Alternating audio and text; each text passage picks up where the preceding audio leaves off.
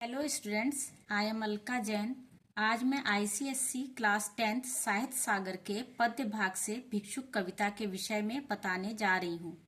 यह कविता सूर्यकांत त्रिपाठी निराला जी ने लिखी है, जो छायावाद के प्रमुख कवि हैं। यह कविता प्रगतिवादी कविता है, जिसमें शोषक वर्ग के खिलाफ शोषित वर्ग में चेतना लाने का प्रयास किया जाता है। यह कविता एक भिखारी के संदर्भ में है। आईसीएससी बोर्ड में की वर्ड्स होते हैं, तो यहाँ पे आपको भिक्षुक शब्द ही लिखना है जो भिखारी के बारे में है। यहाँ पे कहा गया वह आता। प्रश्न ऐसे पूछ लेते हैं कि वह किसके लिए प्रयुक्त हुआ है, तो यहाँ पे वह भिक्षुक के लिए प्रयुक्त हुआ है। आज मैं आपको प्रश्न उत्तर के फॉर्म में ही ये कविता बताऊंगी।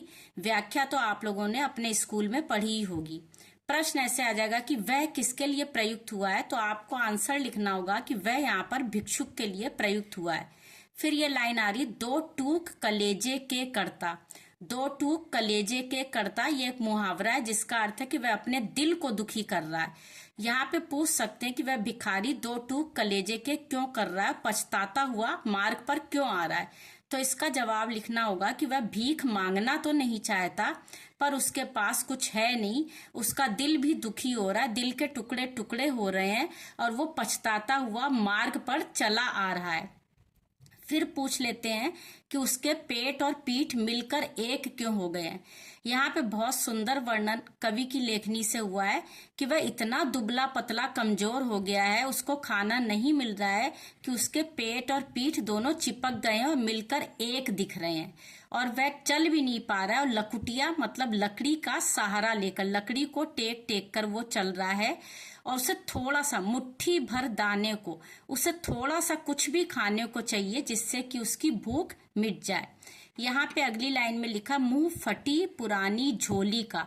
उसके पास एक झोला है, और मुंह इसलिए कहा कि जो झोले के ऊपर का हिस्सा होता है उसे खोल रहा है, तो उस हिस्से को वो मुंह लिखा है कवि ने कि वो फटा पुराना झोला खोल रहा है भिखारी भिक्षुक। और फिर वही लाइन आ गई कि वह अपने दिल के टुकड़े टुकड़े कर रहा है, दिल उसका बहुत रो रहा है, बहुत पीड़ित है, वो पछताता हुआ मार्ग पर आ रहा है।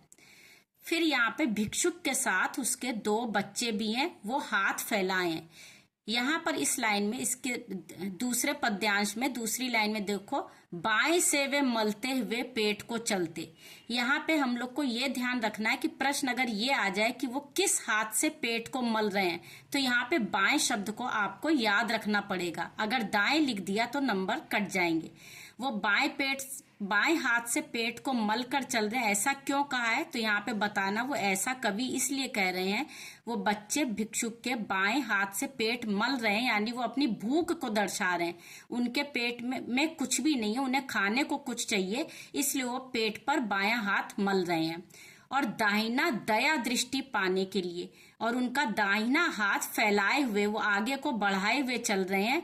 यहाँ पे पूछ लेते हैं कि दया दृष्टि क्या मतलब क्या है, यानी कोई तो ऐसा सड़क पर चलते हुए मिल जाए जिसमें दया की दृष्टि हो, जो उनको देखकर जिसको दया आ जाए और उनके दाहिने हाथ पर वो कुछ रख दे, खाने को या कुछ पैसे कुछ भी रख दे।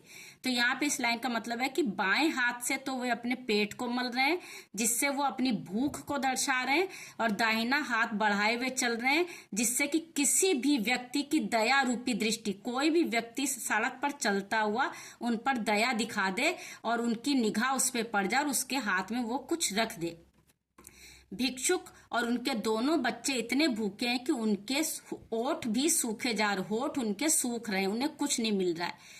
अगली लाइन में देखो, दाता भाग्य विधाता से क्या पाते। यहाँ क्वेश्चन मार्क लगा है, यानी कवि ने लिखा कि दाता यानी देने वाले से, और भाग्य का निर्धारण करने वाले से, यानी जो हमारा भाग्य बनाता है ईश्वर, उसे तुम लोग विधाता भी लिख सकते हो, उससे वो क्या पाते। अर्थात भिक्षुक को कोई भी देने वाला कुछ मिल नहीं रहा है, ना ईश्वर से उन्हें कुछ मिल रहा है। यहाँ क्वेश्चन मार्क का मतलब यही है कि उन्हें कुछ भी भाग्य विधाता से और देने वाले से कुछ नहीं मिल रहा है। वो घूंट आंसुओं के पीकर रह जाते।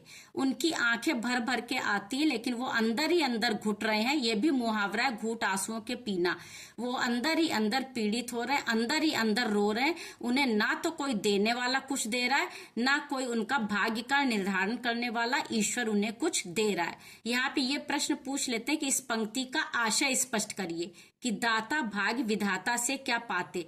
तो तुम लोग को यहाँ पे लिखना पड़ेगा, जब भिक्षुक सड़क पर चल रहा है, उसके बच्चे पेट सहला रहे हैं, हाथ फैलाए चल रहे हैं, भिक्षुक भी लकड़ी लेके चल रहा है, तो सामने से निकलने वाले देने वाले लोग हैं वो कुछ नहीं दे रहे हैं, और ईश्वर जिन्होंने उनका निर्माण किया, जो उनके भाग्य का निर्धारण करता, उसने भी कुछ नहीं दिया है, और वे दुखी होकर आंसुओं के घूंट पी रहे हैं।